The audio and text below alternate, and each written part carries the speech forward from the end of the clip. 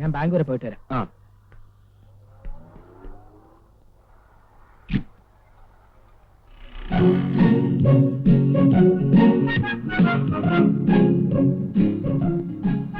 ഇറ്റാന്റെ ആള് വന്നിട്ടുണ്ട്. ആര്? ബീന. കുര്യച്ചനും ഷെർലിയും കൂടെ ഉണ്ട്. എന്നിട്ട് എവിടെ? പുറത്ത് കാരണത്തിരിക്കുക. നീ നല്ല പാർട്ടിയാ, ഇങ്ങോട്ട് വിളിച്ചോണ്ട് വന്നൂടെ? വെറുതെ നമ്മുടെ വെയിറ്റ് കളയരുതേ. വരാനുള്ളവർ ഇവിടെ തന്നെ വരും, വഴിയിലെങ്ങും തങ്ങൂല. എന്നാലും നമ്മൾ അവരെ വിളിച്ച് ഇവിടെ കൊണ്ടുവരുന്ന അതിന്റെ ഒരു മര്യാദ. അങ്ങനെ ഒരു മര്യാദയും വേണ്ട. തൽക്കാലം ഞാൻ പറയുന്ന അനുസരിച്ചാ മതി.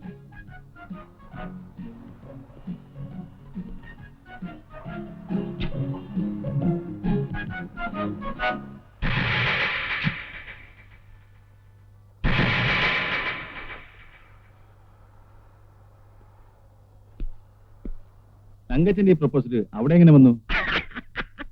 എന്താ ചിരിക്കുന്നത്? അതെ, ആ കഥ ഞാൻ പറഞ്ഞ നിങ്ങൾക്കത് ആഴ്ചപ്പതിപ്പിൽ നീണ്ട കഥയായി പ്രസിദ്ധീകരിക്കാൻ കൊടുക്കാം. വേറെ സ്ഥലത്ത് പെണ്ണ് കാണാൻ വന്നിട്ട് വീട് മാറി കയറിയതാ. ഈ തങ്കച്ച ആളെങ്ങനെയാ? അയ്യോ, വളരെ നല്ല സ്വഭാവക്കാരനാ. അല്ല, കല്യാണത്തിന് സിംഗപ്പൂരിൽ നിന്ന് ഡേവിഡ് വരില്ലേ? ഡേവിഡ് അവിടെ ഭയങ്കര ബിസിയല്ലേ.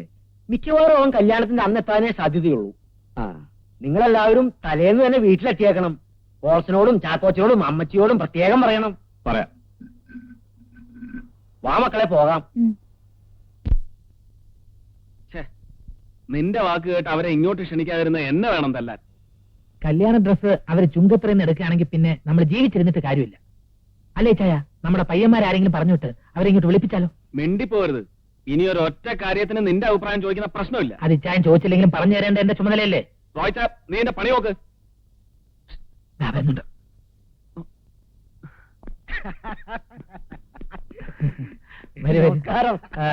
ചുങ്കത്രയിലോട്ട് കയറി പോകുന്നതാണല്ലോ. കല്യാണം ക്ഷണിക്കാൻ വേണ്ടി പോയതാ. ഞാൻ പറഞ്ഞില്ലേ ഇവർ ഇൻവിറ്റേഷൻ ലെറ്റർ കൊടുക്കാൻ വേണ്ടി പോയതായിരിക്കും. കല്യാണ ഡ്രസ്സ് അവിടുന്ന് എടുക്കുമെന്നായിരുന്നു ഇച്ചാന്റെ ടെൻഷൻ. ഒരു വാക്ക് പറഞ്ഞ പാലിക്കുന്നവരാ തെക്കും തലക്കാര്. ഇവിടുന്ന് എടുക്കൂന്ന് പറഞ്ഞാ ഇവിടുന്ന് എടുക്കൂ. വരൂ, നമുക്ക് ഡ്രസ്സ് സെലക്ട് ചെയ്യാം. പുതിയ സ്റ്റോക്ക് എല്ലാം പുറത്തിറക്കാതെ വെച്ചിരിക്കുക. നിങ്ങൾ എടുത്ത ശേഷം ബാക്കിയുള്ളത് ഡിസ്പ്ലേ ചെയ്താൽ മതി എന്നാ ഇച്ചായം പറയുന്നത്. അല്ല, അത് പിന്നെ മാജം ഇത്തിരി കൂടുതലാ. സ്വല്പം. അങ്ങനെയുള്ളവരെ എനിക്കും ഇഷ്ടം. അങ്ങനെയാണെങ്കിൽ നിങ്ങൾ രണ്ടാളും സംസാരിച്ചേക്ക്. നിങ്ങൾ ഞാൻ കൂടെ വരാം. നീ ഇവിടെ നിൽക്കേ. അവിടെ നിൽക്കാൻ പോയിട്ട് വരാം. എവിടേക്കാ പോണേ? നമുക്കിവിടെ വല്ലതും സംസാരിച്ചോണ്ട് നിൽക്കാന്നേ. എനിക്ക് ഈ കട കാണുമ്പോ 49 വെള്ളപ്പൊക്ക ഓർമ്മ വരുന്നേ. ഇതെങ്ങനെയുണ്ട്? കൊള്ളാല്ലേ?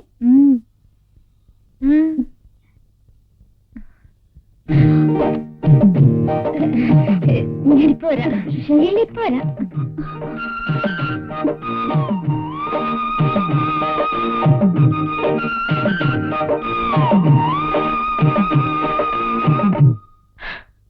അവസാനം അങ്ങനെ കാഞ്ഞിരപ്പള്ളിക്കാര് കുറെ തിരുമുലുകാര് വന്നു.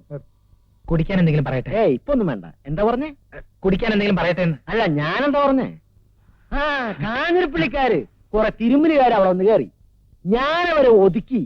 രാത്രിക്ക് രാത്രി. ഇനി കുറച്ചു നേരം ചേട്ടൻ ഇവിടെ തനിച്ച് സംസാരിച്ചോണ്ടിരിക്കുക. ഞാനിപ്പം വരാം. എടുക്കണ്ടേ? ഷെർലി ഒന്നും എടുക്കുന്നില്ലേ? ചേച്ചി സെലക്ട് ചെയ്തിട്ട് ഞാൻ എടുക്കാം. ചേച്ചി ഒരു ഗ്രാൻഡ് സെലക്ഷൻ നടത്തിയിരിക്കല്ലേ? മനസ്സിലായില്ല. ഇച്ചായനെ സെലക്ട് ചെയ്ത കാര്യമാ പറഞ്ഞു. തമാശ പറഞ്ഞാണോ? പകുതി തമാശയായിട്ടും പകുതി സീരിയസ് ആയിട്ടാ പറഞ്ഞു. എന്റെ അടുത്ത് വലിയ തമാശ വേണ്ട, സീരിയസ് മാത്രം മതി. അതാ എനിക്കിഷ്ടം. പിന്നെ കൂട്ടുകാരിയുടെ കട്ട് പീസ് മോഷണത്തിന്റെ കാര്യവും പറഞ്ഞ് ഇനി എന്നെ ബ്ലാക്ക്മെയിൽ ചെയ്യാൻ വരരുത്. അത് വളരെ ചീപ്പാണ്. ഇതിനൊക്കെ ഉരുളക്കുപ്പേര് പോലുള്ള മറുപടികൾ തരാൻ എനിക്ക് അറിയാഞ്ഞിട്ടല്ല. പക്ഷെ വേണ്ട, അത് തന്നോടുള്ള സോഫ്റ്റ് കോർണർ അല്ല, തന്റെ ചേച്ചിയോടുള്ള കൺസിഡറേഷനാണ്. അങ്ങനെയുള്ള ഒരു കൺസിഡറേഷനും ആവശ്യമില്ല കേട്ടോ. ഷെർലിയുടെ ഓരോരോ തമാശകളെ സമയം പോകുന്ന അറിയത്തില്ല. ഈ ഫലിത ബന്ധുക്കളിൽ സ്ഥിരമായിട്ട് ഒരു ഷെർലിയുടെ പേര് കാണാറുണ്ടല്ലോ. ആ ഷെർലിയാണോ ഈ ഷെർലി? അല്ല അല്ല, അത് ബുദ്ധിയുള്ള ആരെങ്കിലും ആയിരിക്കും. കല്യാണ നിശ്ചയവും മനസ്സമ്മതവും കഴിഞ്ഞിട്ട് പിന്നെ കെട്ടു നടക്കാതിരുന്ന ഇഞ്ചക്കാടൻ ജീവിച്ചിരുന്നിട്ട് എന്നാ കാര്യം? അതും പെണ്ണ് വീട്ടുകാര് വേണ്ടെന്ന് വെച്ചാ. തോമാച്ചന്റെ മകളെ തന്നെ മരുമകളാക്കാൻ ഇഞ്ചക്കാടൻ തീരുമാനിച്ചതാണടാ നമ്മുടെ വിജയം. അങ്ങൾ എന്തായി പറയുന്നേ? ഈ കല്യാണം നടന്നാൽ അത് നമുക്ക് കിട്ടുന്ന ഏറ്റവും വലിയൊരു അടിയായിരിക്കും. കല്യാണം നടന്നെങ്കിലല്ലയോ? നിങ്ങൾ നോക്കിക്കോ, കല്യാണ ദിവസം പള്ളിയിൽ എന്നാ നടക്കുമെന്ന്. എന്നാ കാര്യം തെളിച്ചു പറയാങ്ങളെ? പെണ്ണിന്റെ കാര്യങ്ങളൊക്കെ നോക്കുന്നതേ സിംഗപ്പൂരിലുള്ള അവളുടെ കൊച്ചച്ഛനാ. അയാൾ എന്റെ ഏറ്റവും അടുത്ത സുഹൃത്താ. കല്യാണത്തിന്റെ അന്ന് മോർണിംഗ് ഫ്ലൈറ്റിൽ അയാളെത്തും. നമുക്കേ അയാളെ ഒന്ന് പിക്കപ്പ് ചെയ്യാൻ പോണം. അയാളൊക്കെ നമുക്കെന്താ ഗുണം? കാണാൻ പോകുന്ന പൂരം എന്തിനാ മക്കളെ പറഞ്ഞറിയിക്കുന്നേ?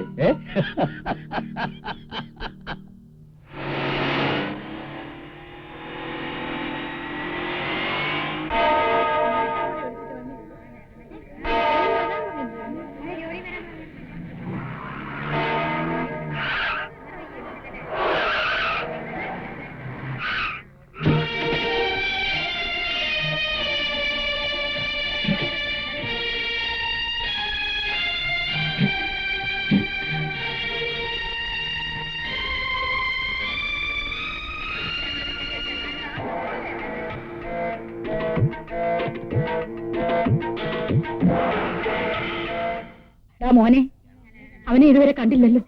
എന്റെ അമ്മച്ചി കല്യാണത്തിന് മുമ്പ് ദൈവച്ചിരിങ്ങ് എത്തും. അമ്മച്ചി ഒന്ന് സമാധാനപ്പെടും. അവൻ വന്നില്ലെങ്കിൽ എനിക്ക് എങ്ങനെയാടാ ഒരു സമാധാനം? വിവാഹ ഉടമ്പടി ചെയ്യുവാൻ പോകുന്ന നിങ്ങൾ രണ്ടുപേരും വലതു കൈ ചേർത്ത് പിടിച്ചുകൊണ്ട് ദൈവത്തിന്റെയും തിരുസഭയുടെയും മുമ്പാകെ സമ്മതം പ്രകടമാക്കുക.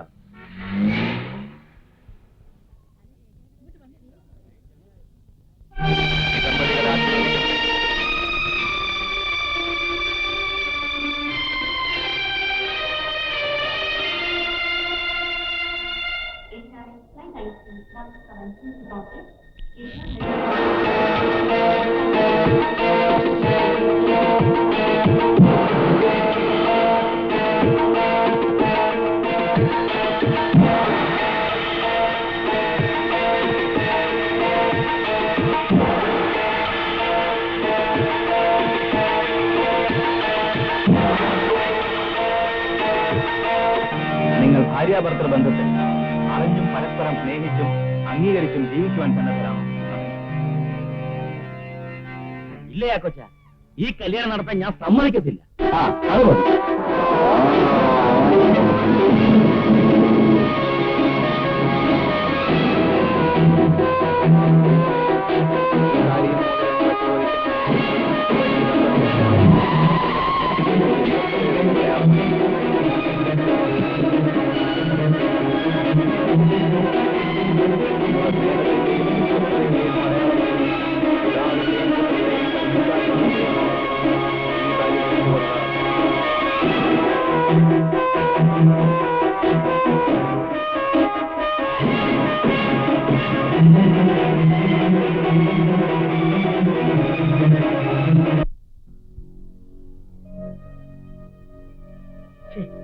എന്തായിരുന്നാലും ഈ കല്യാണം നടക്കാൻ പാടില്ലായിരുന്നു. ഈ കല്യാണം നടക്കാൻ പാടില്ലായിരുന്നു എന്ന് പറയുന്നതല്ലാതെ നീ കാര്യം എന്താന്ന് പറയുന്നില്ലല്ലോ. ഓ, ഇനിയിപ്പൊ പറഞ്ഞിട്ടും വലിയ കാര്യമൊന്നുമില്ലല്ലോ. പെട്ടെന്നൊരു തീരുമാനമെടുക്കാനും മൂന്നും കൂടി ഒന്നിച്ച് വിളിച്ചുപോലി കല്യാണം നടത്താനും അവരെന്നെ എത്ര തിടുക്കം കാണിച്ചെന്നാണ് എനിക്ക് മനസ്സിലാകാത്തത്.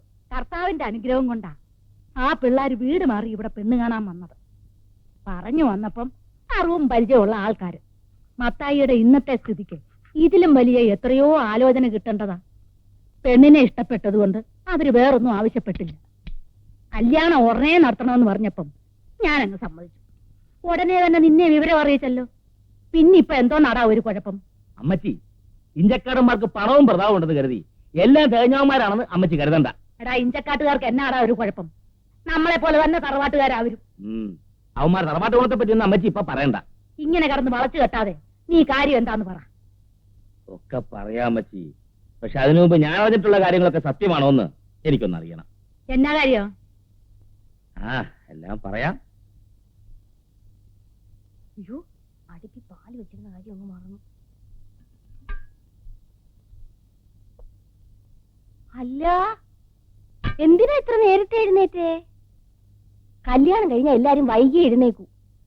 ഇവിടുത്തെ ഏലിക്കൊച്ചമ്മ പോലും ഇപ്പോഴും എഴുന്നേക്കുന്ന 7 മണിക്കാ. എന്നതാ മോളെ ഇവള് പറയുന്നേ? ഇവള് പറയുന്നൊന്നും മോള് കാര്യമാക്കണ്ട. ഇവളെ വാപോയ വാക്കത്തിയാ. രാവിലെ മോള് കുളിയൊക്കെ കഴിഞ്ഞോ? എന്നിട്ട് തന്നെ അങ്ങ് മാറി നിൽക്കുന്നേ. ഇങ്ങോട്ട് വാ. ഇനി ഇവിടുത്തെ കാര്യങ്ങളൊക്കെ നോക്കി നടത്തേണ്ടത് മോളാ. തങ്കച്ചിനുണ്ടേ കൊടുക്ക്. അവൻ എഴുന്നേറ്റോ? ഇല്ല, വലിയ ഉറക്കക്കാരനാ. ഓ, എന്നതാ ഇത്ര കണിക്കാൻ? ഞാൻ ഓരോന്ന് ആലോചിച്ച് തിരിച്ചു പോയതാണേ. അയ്യടി, അങ്ങനെ ഇപ്പൊ ഒന്നും ആലോചിക്കണ്ട കേട്ടോ. ആ അരിപ്പൊടി എടുത്തൊന്ന് നനച്ചേ. അയ്യോ, ഞാനും അതാ ഇപ്പൊ ആലോചിച്ചേ.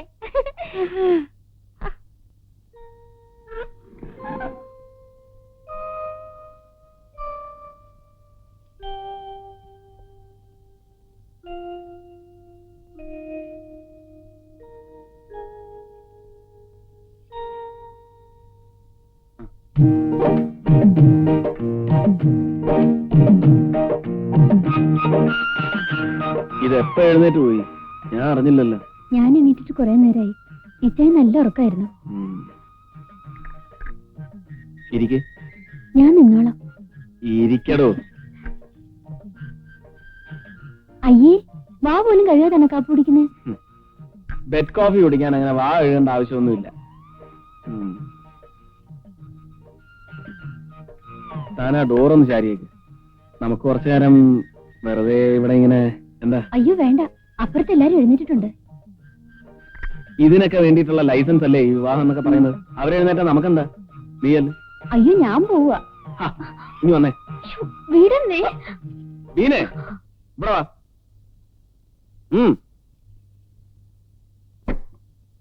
ഇവിടെ വരാൻ. ഇങ്ങോട്ട് നീങ്ങി. അനങ്ങിപ്പോരുത്.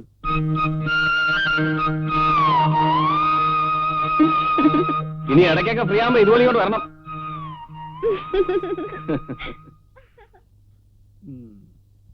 മേശ കസേര വാടക 2500, കല്യാണപ്പന്തല് 3250, ബേക്കറി സാധനങ്ങള് 4500, കാർ വാടക 6200, കൂലിച്ചെലവ് 1200.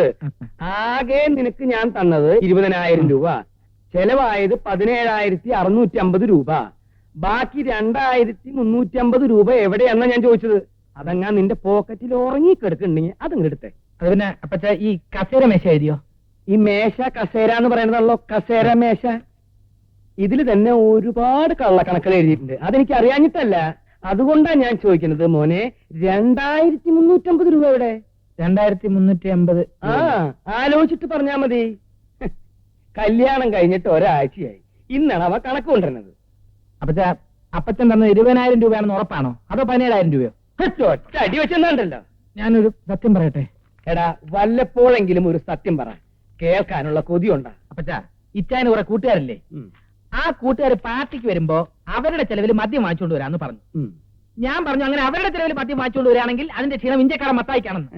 അതുകൊണ്ട് ഞാൻ കുറച്ച് മദ്യം വാങ്ങിച്ചു. അങ്ങനെയാണ് ഈ 2,350 രൂപ ചെലവായത്. എടാ, നീ പറഞ്ഞത് നേരാണോ? എന്താണ് അപ്പച്ച? നിന്റെ കൂട്ടുകാർക്ക് മദ്യം മേടിച്ചു കൊടുക്കണമെന്നും പറഞ്ഞ് എന്റെ കയ്യിൽ നിന്ന് 2,350 രൂപ മേടിച്ചു. അപ്പച്ചന്റെ കൂട്ടുകാർക്ക് മദ്യം വാങ്ങിച്ചു കൊടുക്കണമെന്നും പറഞ്ഞ് അവൻ എന്റെ അടുത്ത് 1,500 രൂപ വാങ്ങിച്ചല്ലോ.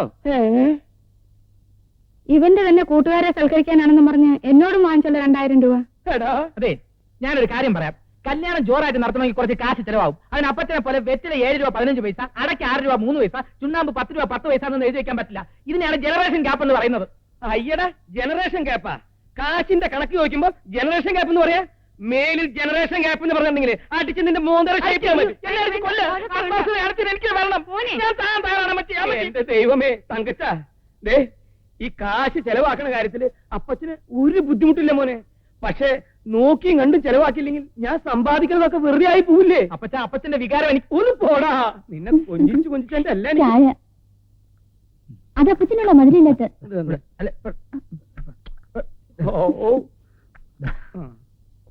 വേണ്ട, അമ്മ ചോദിച്ചു. അമ്മ വേണ്ട, എന്റെ പൊന്നു അമ്മച്ചി കൊടുത്തേ മതി. ആരെങ്കിലും ഒരാൾ കുടിക്കാൻ മോത്തേക്ക് കുടിക്കും ഞാൻ. നല്ല ഐശ്വര്യമുള്ള കുട്ടി. ആര്? നമ്മുടെ മരുമോളെ. അവളെ ഈ വീട്ടിൽ വന്നത് തന്നെ നമ്മുടെ ഭാഗ്യവാ. ഞാൻ എഴുന്നേൽക്കുന്നതിന് മുമ്പ് വീടൊക്കെ അടിച്ചു വാരി കുളിയും കഴിഞ്ഞു.